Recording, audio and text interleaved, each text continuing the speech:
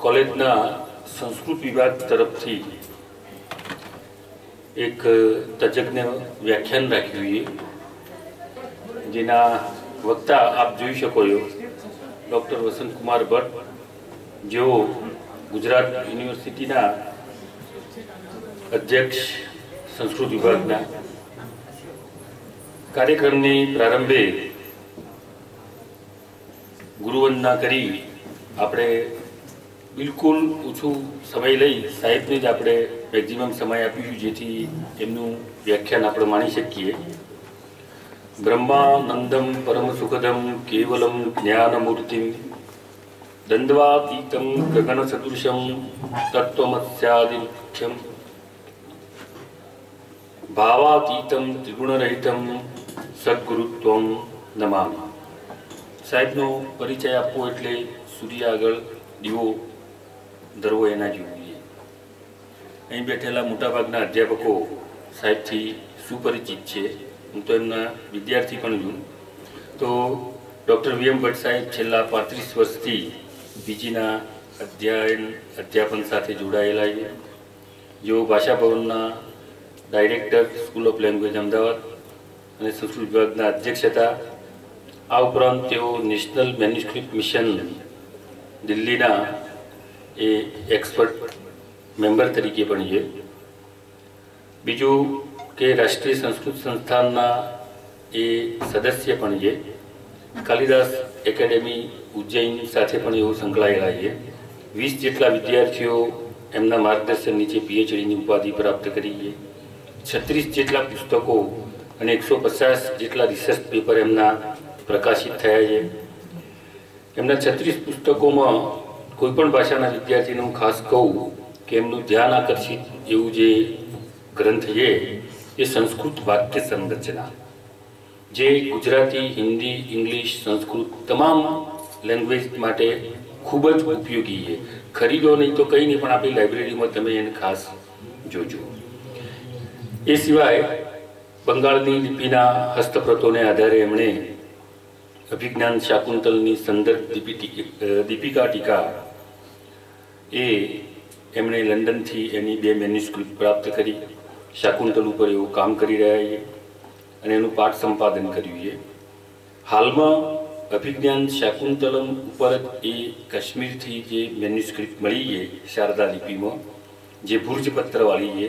आखा विश्व में एक ज मेन्युस्क्रिप्ट है अने ए अभिज्ञान शाकुंतलनी काश्मीरी वाचना एनु ए प्रकाशन लगभग तैयार थई गयुं है जे राष्ट्रीय संस्कृत संस्थान दिल्हीए एने प्रकाशित करवानुं नक्की कर्युं। आ उपरांत एओ एआईओसी में घणीवार चेरपर्सन पण रही चूकेला छे।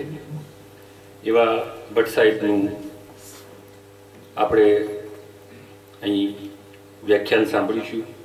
उपरांत डॉक्टर बीए प्रजापति साहेब जो आपणी यूनिवर्सिटी में एमबीए विभागना अध्यक्ष है।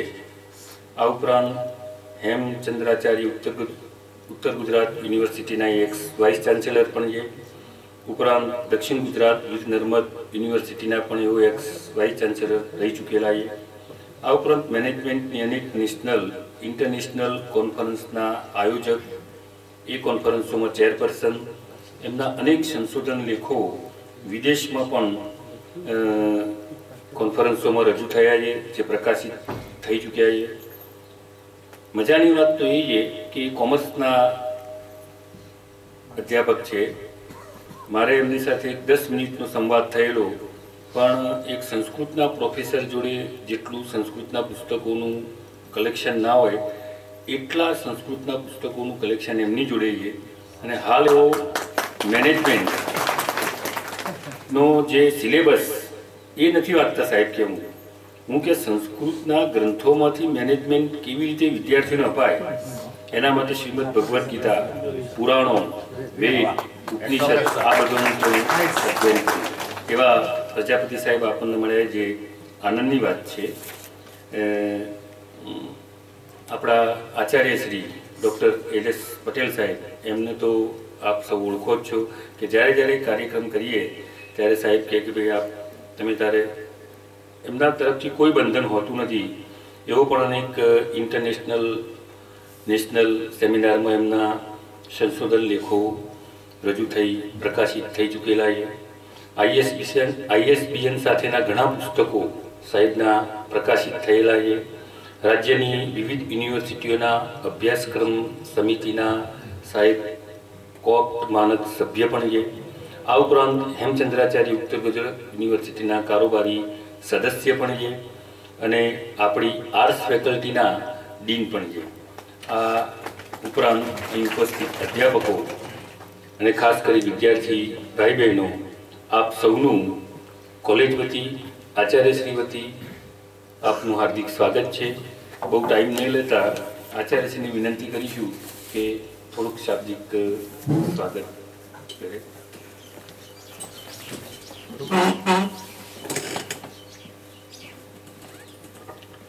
નમસ્કાર.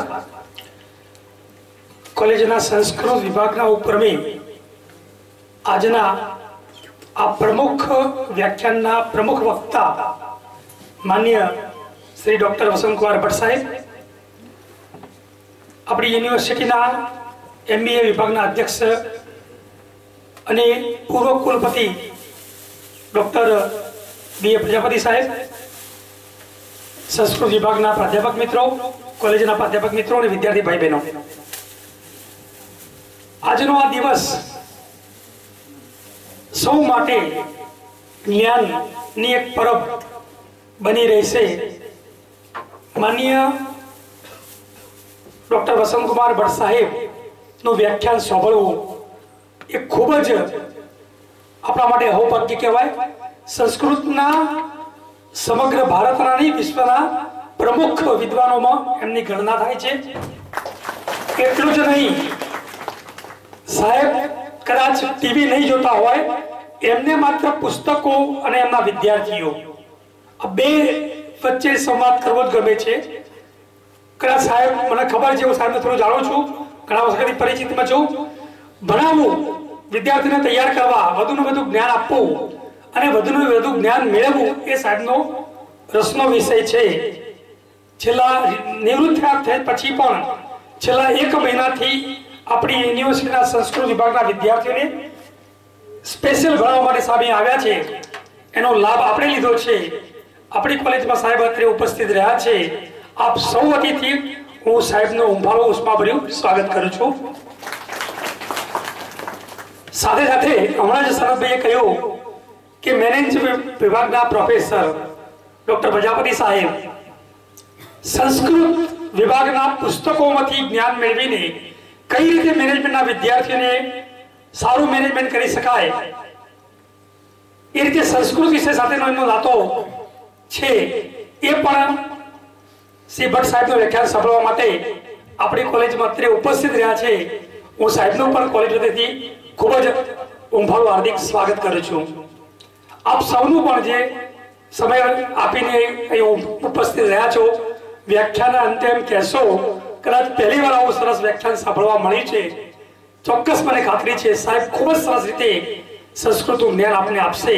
હું વધુ સમય નહીં લઉં, કારણ કે સાહેબને આપણે સાંભળવા છે. ફરી એકવાર પુનઃ ભટ્ટ સાહેબ, પ્રજાપતિ સાહેબનો આભાર માનીને વિનવું છું. ધન્યવાદ. આચાર્યશ્રીના શાબ્દિક સ્વાગત પછી બહુ સમય સાહેબે કીધું આપણે નહીં લઈએ, કારણ કે આપણે સાહેબને જ માણવા છીએ, એમને જ સાંભળવા છીએ. તો હું આપણી સંસ્થાના આચાર્યશ્રી ડૉક્ટર LS પટેલ સાહેબને વિનંતી કરું કે પુષ્પગુચ્છ આપી ડૉક્ટર વસંતકુમાર ભટ્ટનું હાર્દિક સ્વાગત કરશે.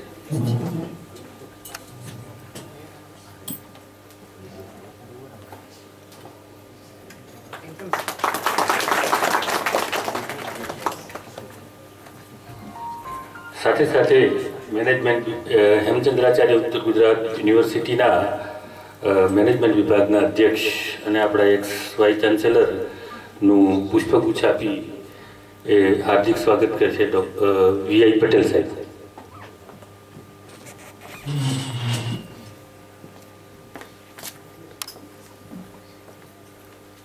Thank you sir. હવે આપણે સાહેબની મંજૂરી હોય તો કાર્યક્રમની શરૂઆત કરીએ. એ પહેલા બીજે પ્રજાપતિ સાહેબને વિનંતી કરું કે એક બે વાક્યો આપણને કંઈક મોટિવેટ થાય. હા, તો સાહેબના વક્તવ્ય પછી સાહેબ, કારણ કે આપણે આ જે છે કાર્યક્રમ એના અધ્યક્ષ સ્થાન રૂપે બીજે પ્રજાપતિ સાહેબ છે. તો હું ભટ્ટ સાહેબને વિનંતી કરું કે હું એમનું વ્યાખ્યાન આપવા.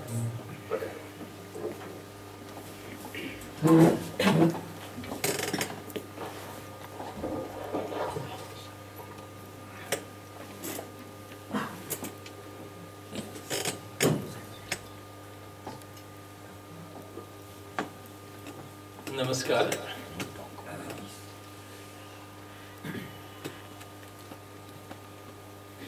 મંચ ઉપર આસીન પૂર્વ કુલપતિ શ્રી પ્રોફેસર ડૉક્ટર પ્રજાપતિ સાહેબ, કોટાવાલા આર્ટ્સ કોલેજના સન્માનીય પ્રિન્સિપાલ શ્રી એલ.એસ.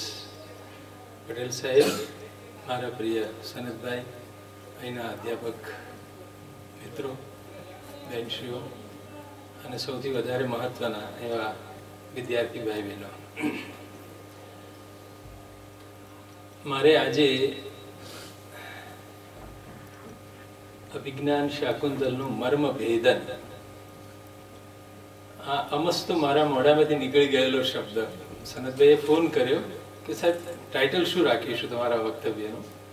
પહેલાં તો એટલું જ હતું કે અભિજ્ઞાન શાકુંતલ પર મારે બોલવું, પણ એમને શીર્ષક અહીં લખવા માટે પૂછી કાઢ્યું મને, અને મારા મોઢામાંથી શબ્દ નીકળ્યો મર્મ ભેદન. મર્મસ્થાન સંસ્કૃતમાં એ હૃદયને સ્પર્શવાની વાત છે, કે એનું હાર્ટ શું છે. આપણા આખા શરીરમાં જે મહત્વનું અંગ છે તે હૃદય છે. એ હૃદયને ખોલીને જેમ હનુમાનજી બતાવે કે અંદર કોણ બેઠા છે, રામ અને સીતા, તો માણસનું બહારથી જે વ્યક્તિત્વ દેખાતું એક હોય. હનુમાનજી બહારથી દેખાય શક્તિશાળી વ્યક્તિ છે, પણ એમનો મર્મસ્થાનને જો સ્પર્શ કરીએ, અડકીએ કે આ બધી શક્તિઓનો પુંજ ક્યાંથી નીકળ્યો છે, તો એ પોતાની છાતી ચીરીને બતાવે કે શ્રી રામ અંદર વિરાજમાન છે. એમ અભિજ્ઞાન શાકુંતલનું મર્મ ભેદન કરવું અકસ્માત જ બોલાવ્યું છે મારા મોઢેથી. અને જ્યારે વારંવાર હમણાં સનતભાઈ બોલી રહ્યા હતા કે આપણે સાહેબને માણવા છે, ત્યારે મારી વિનંતી, મને માણવાનો નથી, આ મહાકવિ કાલિદાસને આપણે માણવા ભેગા થયા છીએ. જે કંઈ ઉત્તમ, જે કંઈ સારું હોય તો એ મહાકવિ કાલિદાસનું છે. આપ સૌ જાણો છો એમ ભારતીય સંસ્કૃતિમાં એક વાલ્મીકી, આદિકવિ વાલ્મીકી, જેમણે રામાયણની રચના કરી, ત્યાર પછી વ્યાસ, જેમણે મહાભારતની રચના કરી, અને એ પછી ત્રીજા કવિ તે કાલિદાસ કવિ. એવું કહેવાયું છે કે પુરા કવિનામ ગણના પ્રસંગે કનિષ્ઠિકાધિષ્ઠિત કાલિદાસ. કવિઓ કેટલા એવી ગણતરી મંડાઈ કોક વખત. તો સૌથી પહેલા કાલિદાસને તો ગણિત લેવા પડે. કનિષ્ઠિકાધિષ્ઠિત કાલિદાસ. આ ટચલી આંગળી પર પહેલા તો કાલિદાસ એને બેસી જ ગયા, પેલા એ જ યાદ આવ્યા. અને પછી અદ્યાપી તત્તુલ્ય કવેર અભાવાત, પણ હજી સુધી એના જેવો બીજો એના ઇક્વલ હોય, તત્તુલ્ય હોય એવો બીજો કવિ મળ્યો નથી. તત્તુલ્ય કવે હે અભાવાત, કાલિદાસને સમાન હોય એવા બીજા કોઈ કવિનો જોટો મળતો નથી. એટલે આ પછીની આંગળી છે ને, અનામિકા સાર્થવતી બભુવ, આ બધી આંગળીઓના કંઈક નામ છે. આ અંગુષ્ઠ છે, આ તર્જની, આપણે કોઈની નિંદા કરીએ ને પેલો પેલો આવો છે, એટલે આ બધી આ મધ્ય આંગળી. પણ આનું કશું નામ નથી, નામ વગરની રહી ગઈ બિચારી. પહેલી ટચલી પર કાલિદાસ આવીને બેસી ગયા. ટૂંકમાં એવા એક કવિ ની કૃતિ વિશે મારે વાત કરવાની છે ને. એમની તો કુલ 7 કૃતિઓ છે, એમાંથી અભિજ્ઞાન શાકુંતલ જે સર્વોચ્ચ છે, જેના થકી યુરોપિયન કન્ટ્રીઝને ખબર પડી કે આપણે જેને જંગલી અને અભણ પ્રજા ગણીએ છીએ ભારતની, એમાં કાલિદાસ જેવા એક કવિ છે. અને ભગવાન માફ કરે, જેમ આપણે શેક્સપિયરને માથે ચડાઈને ફરીએ છીએ, એમ આ શેક્સપિયર ઓફ ઇન્ડિયા છે. આવી રીતે વિલિયમ જોન્સ સાહેબે 1776માં અભિજ્ઞાન શાકુંતલનો અંગ્રેજી અનુવાદ કરી અને વિદેશમાં જાણ કરી કે આવો કોઈક મહાન કવિ છે. જગતની કોઈ ભાષા એવી નથી કે જેમાં નાટકનો અનુવાદ ન થયો હોય અને એની ભજવણી ના થઈ હોય. આજે 2016માં આપણે વાત કરીએ છીએ. ઈસુસન પૂર્વે 1લી સદીમાં લખાયેલું આ નાટક છે, એટલે કે 2000 વર્ષથી ચાલ્યું આવતું આ નાટક છે.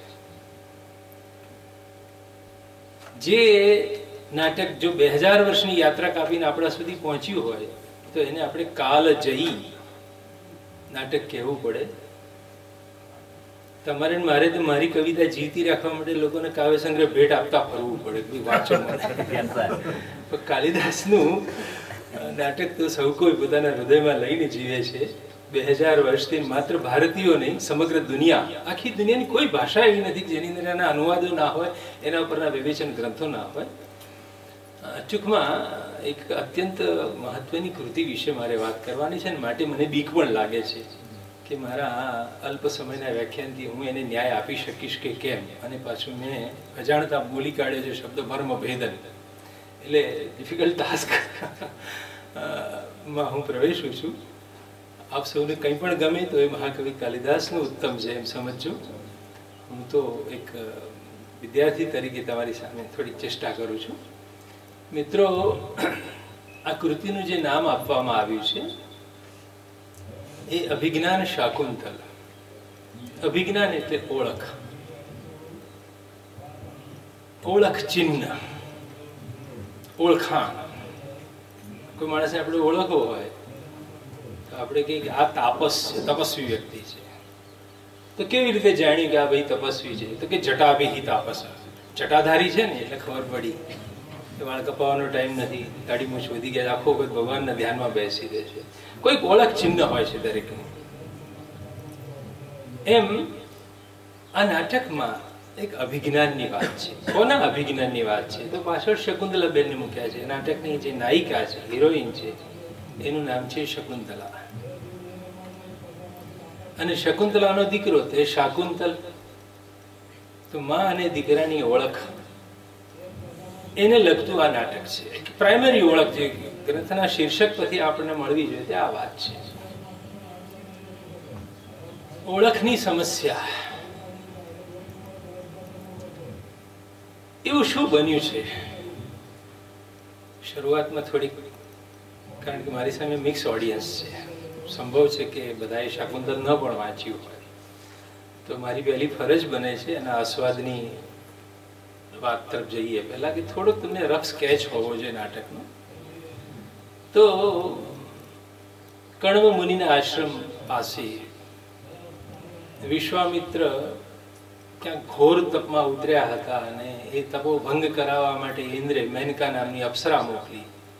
ઇન્દ્ર હંમેશા ગભરાતો હોય કે મારું ઇન્દ્રાસન કોઈક લઈ લેશે, એટલે ઋષિ મુનિને એના તપમાંથી ચલિત કરવા માટે મેનકાને મોકલી. વિશ્વામિત્ર અને મેનકાના સંયોગથી એક દીકરીનો જન્મ થયો. પિતાજી તરત ભાગી ગયા કે આ ક્યાં સંસારમાં પડ્યો, મારું તપ નષ્ટ થઈ ગયું. અને માં મેનકા પણ રાજી થઈ ગઈ કે આપણે ઇન્દ્રનું કામ પૂરું કર્યું, સર્વિસ પૂરી થઈ ગઈ, ચલો બોસની પાસે. છોકરીને જમીન ઉપર મૂકીને માં પણ જતી રહી. તો એક અનાથ કન્યા, જેને પક્ષીઓ, એ રડતું હશે બાળક, માં અને બાપ બે જતા રહ્યા પછી, એટલે રડતા બાળકની સૂચના આપવા માટે એકદમ બધા પક્ષીઓ, અત્યારે પણ કંઈક બને પક્ષીઓ પહેલા ભેગા થતા હોય છે.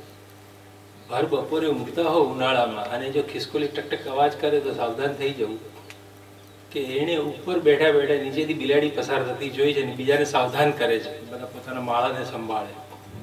પક્ષીઓમાં એક જાતનું એક સંતુલન હોય છે. એમ પક્ષીઓ ભેગા થયા બાળકીને રડતીને જોઈને, અને માટે આશ્રમની અંદર પેલા કણવમુનિ બેઠા, તેમને ખબર પડી કે આશ્રમમાં આજુબાજુ કંઈક ઘટના બની રહી છે, પક્ષીઓ કેમ કલરવ કરે છે આટલો બધો. એમણે આવીને જોયું, શકુંતૈહિ પરિરક્ષિતા ઇયં બાલિકા. પક્ષીઓ, શકુંત એટલે પક્ષી, શકુંત વડે રક્ષાયેલી આ કન્યા છે, માટે એમણે પહેલું નામ પાડ્યું આ શકુંતલા છે. નાયિકાનું નામ ક્યાંથી પડ્યું? અનાથ દીકરીને પક્ષીઓથી રક્ષાયેલી જોઈ એટલે એનું નામ શકુંતલા પાડવામાં. કણવ મુનિએ ઉછેરી, અને ક્યારેક એ આશ્રમમાં ઋષિ મુનિ માત્ર તપ કરતા હતા, સ્વાર્થી હતા, બસ મારે એકલાય મોક્ષ મેળવી લેવો છે એવું નહોતું. એ ઘણા બધા નિરાધારોને રાખતા હતા પોતાના આશ્રમમાં. કુલપતિ બનો એટલે અમારા સંસ્કૃતમાં સાહેબ 10,000 વિદ્યાર્થીઓના ખાવા પીવાની વ્યવસ્થા કરે અને ભણવાની વ્યવસ્થા કરે એને કુલપતિ કહેવાય. ફેમિલીના કુલપતિની ડેફિનેશન આવી છે સંસ્કૃત ગ્રંથોમાં. તો એમના આશ્રમના શકુંતલા ઉપરાંત પ્રિયંવદા અને અનસુયા નામની બીજી 2 કન્યાઓ પણ ઉછરી રહી હતી. અને ક્યાંક નિરાધાર કોક અનાથ બેન હશે, ગરડા માજી, એ ગૌતમી માતા ગૌતમી પણ છે, એમના વાઇફ નથી કણવાના. અને પછી શારંગરવ, શારદવત નામના બીજા ઋષિકુમારો પણ બધા ભણી રહ્યા છે. એટલે ટૂંકમાં પોતે ગૃહસ્થાશ્રમ માંડ્યો નથી, પણ ગૃહસ્થાશ્રમથી કશું ઓછું પણ નથી આશ્રમમાં. અને સૌ વિદ્યાભ્યાસ, તપો, અનુષ્ઠાન વગેરે કરી રહ્યા છે. એવા આશ્રમમાં એકદા હસ્તિનાપુરનો રાજા, અને આ આશ્રમ ક્યાં છે તો હિમાલયની પાસે, બદ્રીનાથ કેદારનાથ પાસે ગંગાની એક નાની સરખી જે શહેર માલિની નદી, જેમાં પાણીના વમળોથી માળા રચાતી હશે, એ માલિન નદીના કાંઠા ઉપર કણવ મુનિનો આશ્રમ છે. ત્યાં હસ્તિનાપુરનો એટલે કે અત્યારના દિલ્હીનો રાજા નામે દુષ્યંત શિકારે ગયો. અને જેવો એ એન્ટર થાય છે ત્યાં આશ્રમના ઋષિકુમારો દોડી આવ્યા. નહંતવ્યો નહંતવ્ય આશ્રમ મૃગોયમ, રાજા ઉભા રહી જાઓ, આ તો અમારા આશ્રમનો મૃગ છે, મારશો. રાજા શિકારે નીકળ્યો છે. ઓલરાઈટ, આશ્રમનું મૃગ છે, લો તારે આ બાણ મેં પાછું લઈ લીધું. એઈશ પ્રતિસમૃત. કઈ બી એક સત્કૃત્ય કરો એટલે આશ્રમનો તો નિયમ.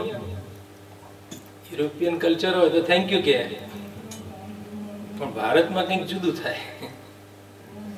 પુત્ર એવમ ગુણોપેતમ ચક્રવર્તીને મવાપી. રાજા તે આટલું સત્કૃત્ય કર્યું, આશ્રમના મૃગને માર્યો નહીં, તો જા તને તારા જેવો ચક્રવર્તી પુત્ર પ્રાપ્ત થશે. તો નાટકના આરંભે જ તમે આમ જુઓ તો રાજાને એક સરસ મજાના આશીર્વાદ મળી ગયા કે તને ચક્રવર્તી પુત્ર પ્રાપ્ત થશે. આ નાટક પહેલા અંગથી શરૂ થઈને 7મા અંગમાં ક્યાં જશે તો પુત્ર પ્રાપ્તિ સુધી જશે. રાજા દુષ્યંતને પોતાના રાણીવાસમાં ઘણી રાણીઓ હતી, પણ એકેથી પુત્ર નહોતો, પુત્રી નહોતી. પણ અહીં શિકારના નિમિત્તે આવ્યો, આશ્રમના આંગણા સુધી પહોંચી ગયો મૃગને મારવાને, ત્યાં એક્સિડન્ટલી એને આશીર્વાદ મળી ગયા. એટલે પ્રેક્ષકોને ખબર પડી ગઈ કે આ નાટક ક્યાંથી ક્યાં સુધી ગતિ કરવાનું છે. આમ તો નાટક શરૂ થાય એટલે સંસ્કૃત નાટકોનું તમે બહિરંગ સ્વરૂપ જુઓ તો એક સૂત્રધાર આવે, ડાયરેક્ટર જેને આપણે કહીએ, સૂત્રને ધારણ કરનારો. કઠપુતળીનો ખેલ જે કરતો હોય ને એના હાથમાં બધી દોરીઓ હોય, કોને કેમ નચાવી, એટલે ડાયરેક્શન કરનાર. એણે તો મંગલ શ્લોક ગાયો, શંકર ભગવાનની સ્તુતિ કરી પહેલા શ્લોકમાં, ભગવાન શિવના 8 રૂપો બતાવ્યા, અને પછી કહે છે કે થોડા લેટ કમર્સ પણ હશે.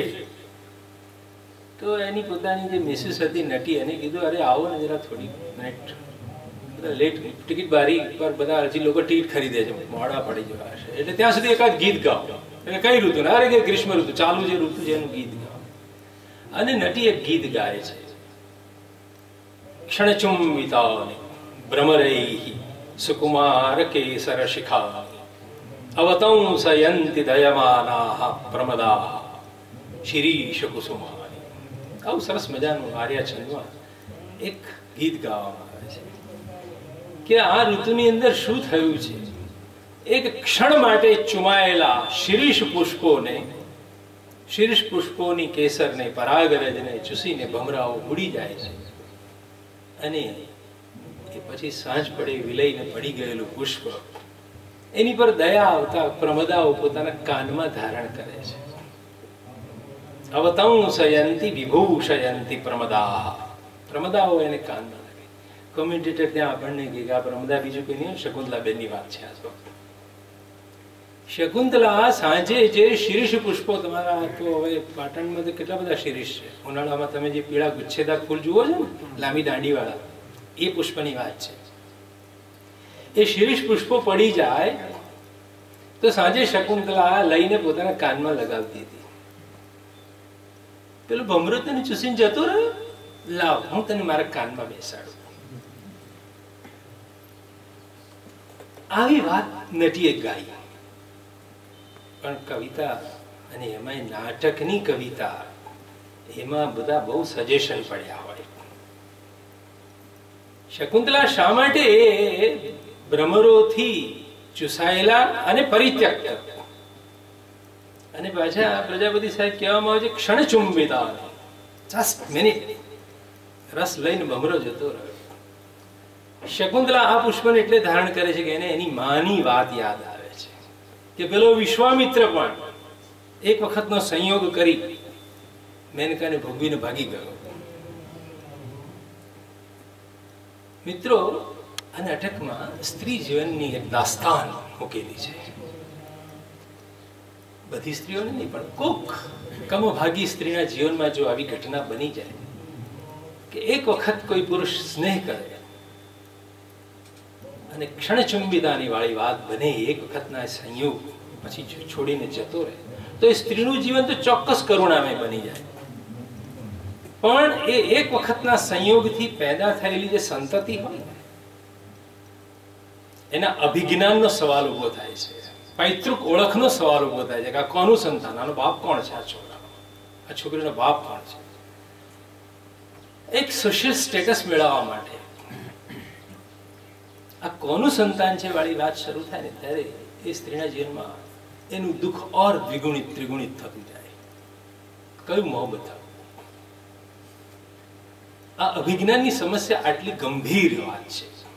મૂળ મહાભારતમાં આ વાર્તા છે, દુષ્યંત શકુંતલા આખ્યાન ત્યાં પણ છે, પણ ત્યાં બહુ રફ સ્વરૂપે વાત મૂકેલી છે. એને એટલી કુમાશભરી રીતે કાલિદાસે ઉપાડી છે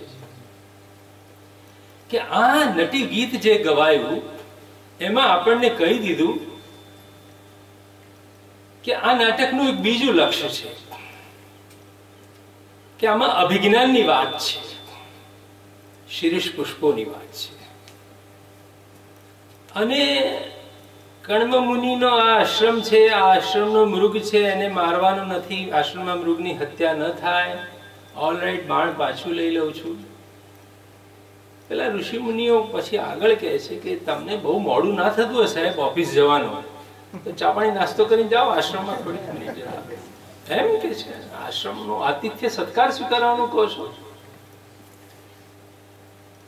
અભી સ્થિતો કુલપતિ, અંદર કુલપતિ છે, અંદર જઈને મળું કોને?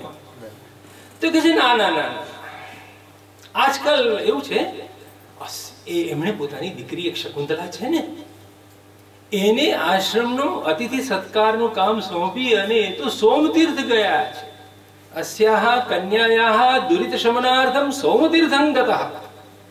પોતાની દીકરીની 7.5ની પનોતી આવી રહી છે એવું જોયું એમણે ધ્યાનાવસ્થામાં. એટલે પોતાની સગી દીકરીની જેમ બાપ કાળજી લેવા પોતાની ભલે પાલ્યા છે, પોતે પાલક પિતા છે, પણ તોય દીકરીને કઈ દુઃખ ના પડવું જોઈએ એ ખ્યાલથી એના પિતાએ છેક હિમાલયથી આપણા ગુજરાતના સોમનાથ મંદિરની યાત્રા માંડી છે. મીન્સ આશ્રમમાં વડીલની ગેરહાજરી છે. પણ આવું જયારે નાટકના આરંભે જ કહેવાય, હજી દુષ્યંત અંદર ગયો નથી, શકુંતલા જોઈ નથી એને. એ પહેલાના બધા આપણને ઇનપુટ્સ આપી રહ્યા છે કવિ. એક તો નટી ગીતમાં કીધું કે ઈશદ ઈશદ ચુંબિતાની અથવા તો ક્ષણ ચુંબિતાની, ક્ષણ માટે ચુમાયેલા પુષ્પોને ત્યજી દીધા છે. અભિજ્ઞાનની સમસ્યા છે. આ રાજાને ચક્રવર્તી પુત્ર પ્રાપ્ત થવાનો છે, નાટકનું બીજું લક્ષ્ય કીધું.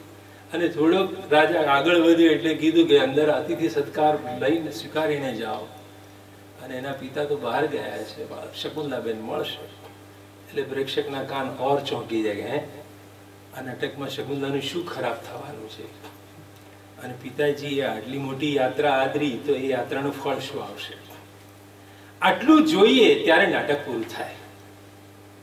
નાટક શરૂ કરતા પહેલા કવિ આ નાટકની ક્યાંથી ક્યાં ગતિ કરાવવાની છે કહી દીધું આપણને. મિત્રો, આ નાટક વિશે ઘણા બધા વિવેચકોએ ઘણું બધું કીધું છે. જેમ કે પરંપરાએ આટલા 2000 વર્ષ જૂનું નાટક છે એટલે કોણે શું ના કીધું, વસંત ભટ્ટે કંઈક કહેવાનું બાકી રહ્યું ના હોવું જોઈએ આમ તો તો પરંપરાએ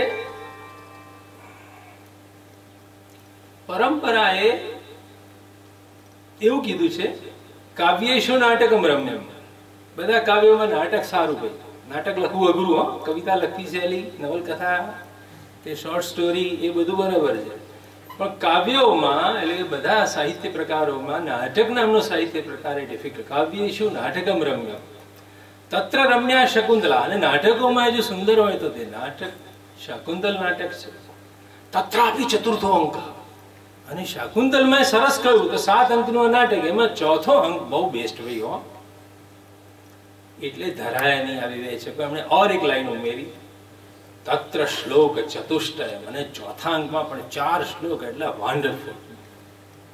ટૂંકમાં પરંપરાગત વિવેચનની અંદર બધા પ્રકારના કાવ્ય સાહિત્યની અંદર નાટકને ઉત્તમ કીધું, નાટકમાં શાકુંતલ ઉત્તમ કીધું, શાકુંતલમાં ચોથા અંક ઉપર આંગળી મૂકીને એમાં 4 શ્લોક ઉપર.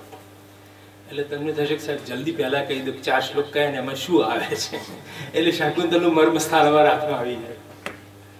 તો મિત્રો એમાં તો વાત કંઈક જુદી છે. આ ચોથા અંગમાં શું છે એ કહેવા માટે મારે 7 અંગની પહેલા ડિઝાઇન કહી દેવી જોઈએ તમને. એ ડિઝાઇન બહેનોને જલ્દી સમજી જશે. હા, તમને મોડી સમજાય પણ સમજાશે ખરી. આમાં 1 થી 7 અંક છે એમ મેં કીધું, એટલે કે અનિવન સંખ્યા થઈ. તો પહેલા અંકની અંદર આપણે જોઈએ તો નાયક અને નાયિકા બંને છે. દુષ્યંત અને શકુંતલા પરસ્પર વાત કરે છે, પરસ્પરના પ્રેમમાં પડે છે, પરસ્પર આકર્ષાય છે. બીજા અંકની અંદર રાજા અને એનો નર્મ સચિવ. રાજાને છે ને એક આસિસ્ટન્ટ રાખવો પડે, રંગલો જેને આપણે કહીએ ને ભવાઈમાં, એક આનંદ કરાવનારું વિદૂષક નામનું પાત્ર હોય. રાજાનો એ આવી મસ્તીખોરીની દુનિયા માટેનો ભાઈબંધ. રાજાને 2 સચિવ હોય, એક કર્મ સચિવ હોય જે એનું રાજ સંભાળે. શિકારે નીકળ્યો ત્યારે ત્યાં કોઈ ધ્યાન રાખનાર જોઈએ ને. કુલપતિ બહાર જાય ત્યારે રજિસ્ટ્રાર કે પીવીસી ચલાવે ને, એ કર્મ સચિવ. પણ એક નર્મ સચિવ હોય જે એની પાર્ટીમાં, ગીતમાં, જલસામાં ભાગ આપે, પણ એ થોડો ડોબો હોય, બ્રાહ્મણ ડોબો હોય, એટલે એનું નામ વિદૂષક પાડ્યું. વિશેષણ દૂષય હતી. પ્રેમની કહાની ચાલતી હોય, પણ કંઈક એવી ભૂલ કરે, લોચો મારે કે વાત બગડી જાય. આ એનું ફંક્શન. અને રાજાને પ્રેમાલાપો સાંભળે, બીજું કોણ સાંભળે? તો બીજા અંકમાં રાજાની વિદૂષક 2 છે. ત્રીજા અંકની અંદર દુષ્યંત અને શકુંતલા ફરી સ્ટેજ ઉપર આવે છે અને એમનો ગાંધર્વ વિવાહ થાય છે. એકાંતમાં બંને પરણે છે, એકબીજાનો સ્વીકાર કરે છે. ચોથા અંકને હમણાં બાજુ પર રાખીએ તો જો પહેલા ને ત્રીજામાં હીરો હિરોઈન બંને સ્ટેજ ઉપર. બીજો અંક એવો નીકળ્યો બેકી સંખ્યા વાળો અંક કે જેમાં રાજા અને એનો ભાઈબંધ છે. 5મા અંકમાં આપણે જઈએ એટલે વળી પાછી શકુંતલા અને દુષ્યંત આવીને ઉભા રહે. 6થા અંકમાં જાઓ એટલે માત્ર રાજાને વિદૂષક જ મળે તમને. 7મા અંકની અંદર નાયક નાયિકા ને એનો છોકરો પણ આવી જાય. આપણને પ્રશ્ન થાય કે શું થયું નાટકમાં?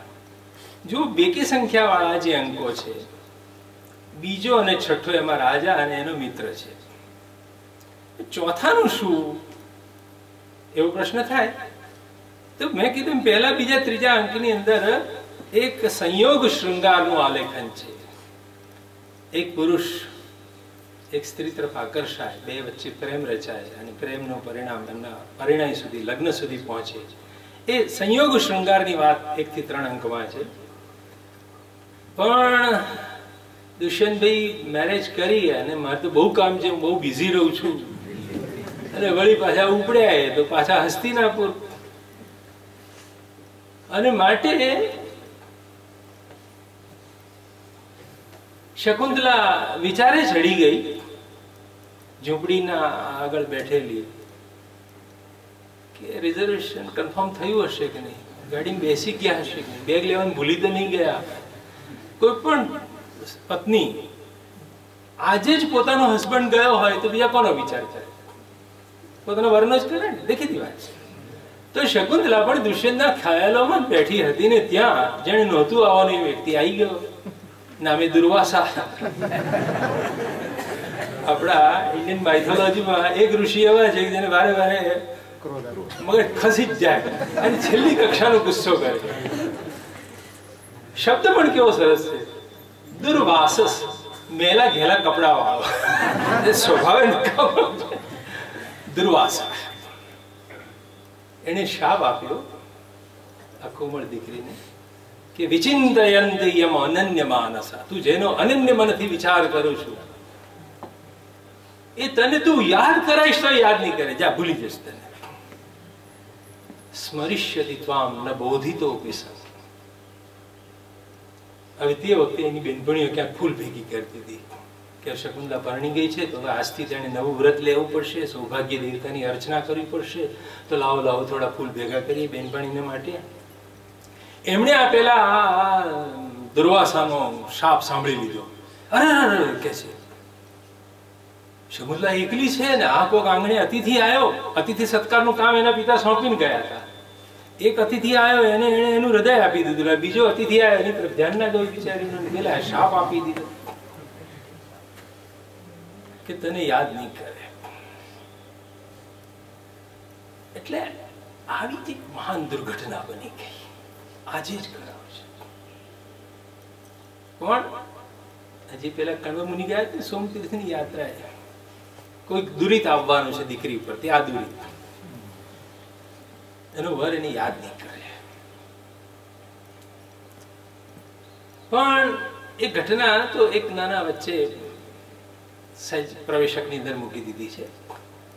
અને પછી પેલા સોમતીર્થની યાત્રાએ જઈને આયા, 2-4 મહિના થઈ ગયા. શકુંતલાની પ્રેગ્નન્સી એડવાન્સ સ્ટેજ પર પહોંચી ગઈ હતી. એટલે થયું આજ તો દીકરીને વળાઈ જ દેવી પડે, મોડું કરાય નહીં.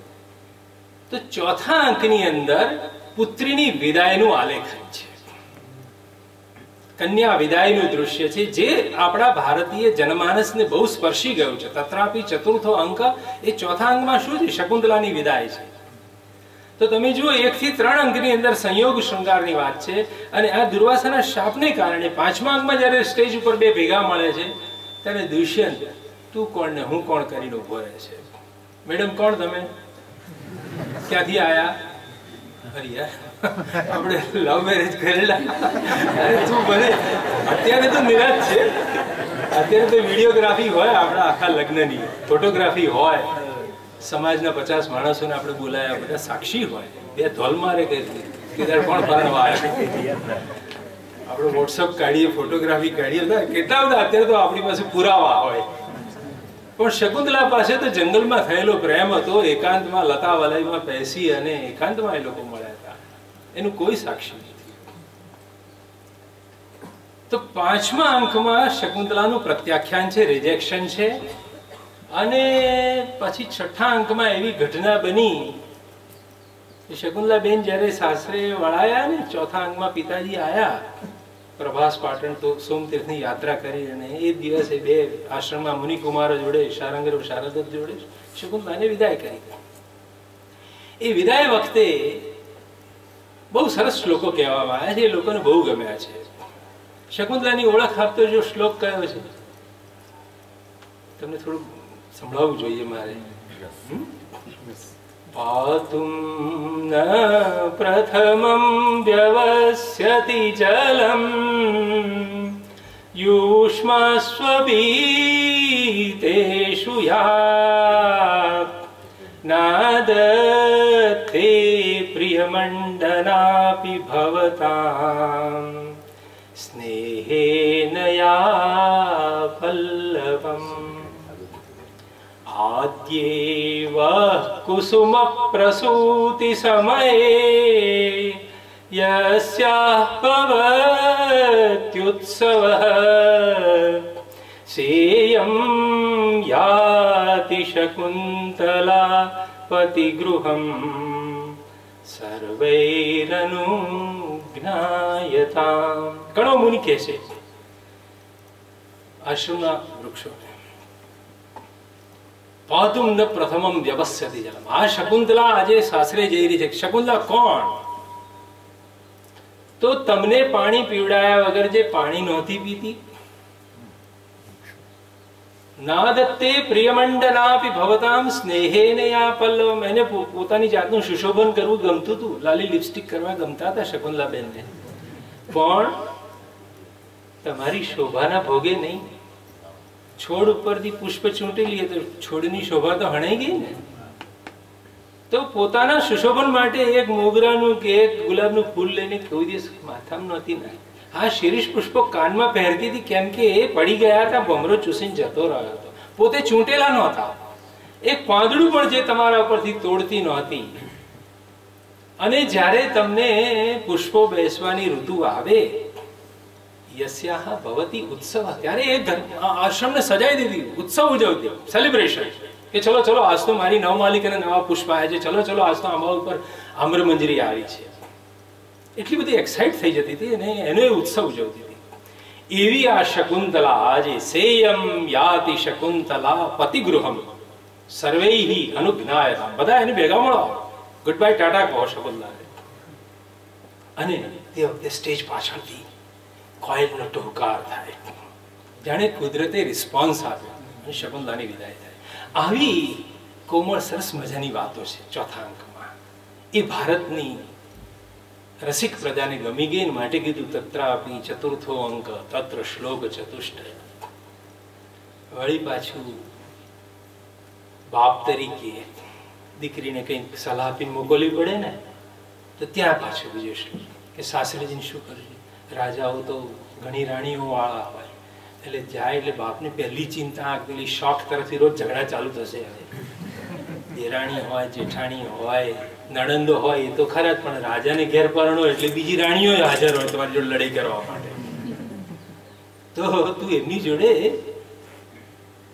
સખી વૃત્તિથી રહે છે, ઈર્ષાગ્રસ્ત ના થતી.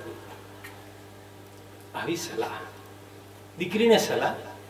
અને પછી પેલા જે મૂકવા વળાવા જતા હતા ને ભાઈઓ, એમને કીધું કણવે, અને જઈને કહેજો પેલા મારા જમાઈ રાજને. જમીને પણ સૂચના છે કે બહુ તારી પાસે અપેક્ષા નથી રાખતા કે મારી છોકરીને રોજ કેડબરી ખાવા જોઈએ છે ને એસી જોઈશે જ જોઈશે, પણ એને તું સરખા રહેવા ઘર રૂમની વ્યવસ્થા મળે, થોડાક સરખા કપડાં મળે, ખાવા પીવાનું મળે, વધારે નહીં આટલું માંગીએ છીએ કે એનું ઇક્વલ સ્ટેટસ જળવાય એવું તું કરજે. બાકી અમે તપોધન છીએ, તપરૂપી ધનવાળા. આમાં ધમકી પણ હતી, શાપ પણ આપી શકીએ છીએ. જો જમાઈ સરખી રીતે દીકરીને ના રાખે તો બીજું તો વધારે કઈ કહેતા ભાઈ એમ તપોધના. બી કેરફુલ, કોની જોડે પનારો પાડ્યો છે એ પણ. ટૂંકમાં એક બાપ કેવી કાળજી લે, દીકરીને કેવી સલાહો આપે, અને કેવી નાજુક શકુંતલા આજે સાસરે જઈ રહી છે, એ ચોથા અંક કહેવાય. તમે જુઓ, પહેલો, ત્રીજો, પાંચમો અને સાતમો અંક જ્યાં નાયક નાયિકા છે, બીજો અને છઠ્ઠો અંક એવો છે કે જેમાં રાજાને વિદૂષક છે, પણ ચોથો અંક કેવો, તો 1 થી 3 અંકમાં સંયોગ શૃંગાર, 5 થી 7 સુધીમાં વિપ્રલંબ શૃંગાર, વિયોગ શૃંગાર. એ પણ વચ્ચે જે છે ને એ પિતા પુત્રીના સ્નેહની વાત છે, વાત્સલ્ય પ્રેમની વાત છે. એટલે કોઈ બી સંસ્કૃત નાટક તમે જુઓ ને તો એમાં સ્ત્રી પુરુષના પ્રેમની વાતો મળે, નાયક નાયિકાના પ્રેમની વાત મળે. પણ દીકરી 20-22 વર્ષની થઈને પરણીને સાસરે જાય એ પહેલા એ 20 વર્ષ ખાલી નથી ગયા હોતા, એનો બાપ પણ એને પ્રેમ કરતો હોય છે ઘરમાં, અને ગમે તેટલા સુખમાં રાજતી હોય ને દીકરી, પણ સાંજ પડે દીકરીને પોતાનો બાપ યાદ આવે સાસરામાં કે પપ્પાએ બીપીની ગોળી લીધી હશે કે નહીં લીધી હોય. એ ભલે સુખમાં સૂતી હોય પણ એને એનો બાપ યાદ આવતો હોય, એ પિતાજી શું કરતા હશે અત્યારે. તો આ પિતા પુત્રીના સ્નેહની વાત કરનાર ભારતનો પહેલો અને છેલ્લો કવિ છે. એ સિવાય કોઈ સંસ્કૃત કવિએ પિતા પુત્રીના સ્નેહની વાત નથી કરી. એક વાત્સલ્ય પ્રેમની વાત આ અંકમાં છે. એટલે ભારતની રસિક પ્રજાએ એ ચોથા અંક પર આંગળી મૂકી છે. This is unique. અને એ એવું અદ્ભુત ચિત્ર છે કે શાશ્વત ચિત્ર આજે પણ આપણા તમામ ભારતીય ઘરોમાં જોવા મળે છે. દીકરીની વિદાય વખતે બાપ રડે નહીં, એ બનવાનું નથી. It is next to impossible. તો એ જે સ્નેહ છે, જે આપણે સૌ અનુભવીએ છીએ, આપણી શાશ્વત અનુભૂતિને કાલિદાસે એ અંકમાં મૂકી છે. આ એક એનું મર્મ સ્થાન આપણી પરંપરાએ કીધેલું છે. એ વ્યાસ, વાલ્મીકી, કાલિદાસ પછી ભારત દેશમાં જે ચોથા મોટા કવિ બન્યા તે રવિન્દ્રનાથ ટાગોર, જેમને ગીતાંજલિ માટે નોબેલ પ્રાઇઝ મળ્યું. એ ટાગોરે અભિજ્ઞાન શાકુંતલનું મર્મ ભેદન કર્યું છે. પ્રાચીન સાહિત્ય નામનું પુસ્તક છે, ગાંધી આશ્રમમાં વેચાય છે, માત્ર 10 રૂપિયાનું છે. પ્રાચીન સાહિત્ય, એમાં સંસ્કૃતના ગ્રંથો ઉપર રવિન્દ્રનાથ ટાગોરે કરેલું વિવેચન એ વસાવા જેવું પુસ્તક છે. સૌ કોઈ ભાષાના અભ્યાસીઓએ વિવેચન કેવું હોય એની ખબર પડે તમને. વિવેચન પોતે કવિતા છે. એ રવિન્દ્રનાથ ટાગોરે આખા આ નાટકની અંદર દુર્વાસાના શાપ ઉપર આંગળી મૂકી કે દુર્વાસાનો શાપ કેમ આવ્યો આ નાટકમાં. એ શાપનું પ્રયોજન જો શોધી કાઢીએ તો શાકુંતલનું મર્મ ભેદન થઈ જાય. એમણે વિચાર્યું કે એક અતિથિ આવ્યો, એને હૃદય આપી દીધું. બીજા અતિથિ દુર્વાસાનો એને અનાદર કર્યો, ધ્યાન ના ગયું જે કામ માટે પપ્પાએ એને એપોઇન્ટ કરી હતી. તો આ છોકરી કાલ ઉઠીને હસ્તિનાપુરના રાજાની પટરાણી બનીને બેસે ત્યાં આગળ, તો પ્રજાજનોનું કેવું ધ્યાન રાખશે? એટલે કે એનામાં વ્યષ્ટિ નિષ્ઠા છે, એક વ્યક્તિ તરફની લોયાલિટી છે, દુષ્યંત તરફની લોયાલિટી છે, પણ એ સમાજનું શું કરશે? સમાજ, કારણ કે એને પટરાણી બનીને બેસવાનું છે, આવતીકાલે મોટી જવાબદારી નિભાવવાની છે. રાણી બને એટલે બસ ફરવા માટે જ છીએ એવું તો હોય નહીં ને. પ્રજાનું એને પણ જોડે જોડે ધ્યાન રાખવાનું. પેલાની ધર્મપત્ની બનવાની છે, તો રાજાનો જે ધર્મ એ પત્નીનો પણ ધર્મ બને છે. તો એ પ્રજાનું પાલન કેવી રીતે કરશે આ રાણી? એટલે કે એના વ્યક્તિત્વમાં એક ઉણપ છે. ટાગોર કહે છે શકુંતલાના વ્યક્તિત્વમાં જે ઉણપ છે તે આ છે કે વ્યષ્ટિનિષ્ઠ છે, પણ સમષ્ટિ નિષ્ઠા એનામાં નથી. સમષ્ટિ એટલે સમાજ, સમાજ તરફની એની લોયાલિટી. એકદમ સુખના આસન પર બેસાડી દઈએ જો આવી છોકરીને તો ગડબડ થઈ જાય. અને બીજી તરફ મિસ્ટર દુષ્યંત કે જેમના ઘરની અંદર અનેક રાણીઓ બેઠી છે, એ નવા નવા પુષ્પના શોખીન ભમરા છે. દુષ્યંતમાં ભ્રમર વૃત્તિ છે, એટલે કે એનામાં વ્યષ્ટિનિષ્ઠા નથી, એક વ્યક્તિ તરફની વફાદારી નથી. જ્યાં જે ગયા અને જે ગમી ગઈ અને રાણી બનાવીને ઘેર લઈ આવ્યા, પછી બીજે દાડે ભૂલી ગયા, ત્રીજી ગામ ગયા તો ત્યાંથી વળી કોઈક નવી લેતા આવ્યા. તો સ્ત્રીઓના જીવનનું શું? તો દુષ્યંતના ચરિત્રમાં આ રહેલી ભ્રમર વૃત્તિ, નાયક નાયિકા બંને ભલે બહુ જ રૂપાળા હોય, સૌંદર્યવાન હોય, અનહદ એકબીજાને ચાહતા હોય, પણ એમને પ્લેટફોર્મ પર, દાંપત્ય જીવનના પ્લેટફોર્મ પર ઉભા રહેવા દેવા એવા નથી. એવું કાલિદાસ જોઈ રહ્યા છે, એમ ટાગોર શ્રી કહે છે આપણને. અને માટે દુર્વાસાનો શાપ છે કે ભાઈ થોડોક સમય જરા દૂર રહો એકબીજાથી, વિરહની તાપણીમાં તપો, એકબીજાને લાયક બનો, પછી તમારો સંયોગ થાય એ યોગ્ય ગણાશે.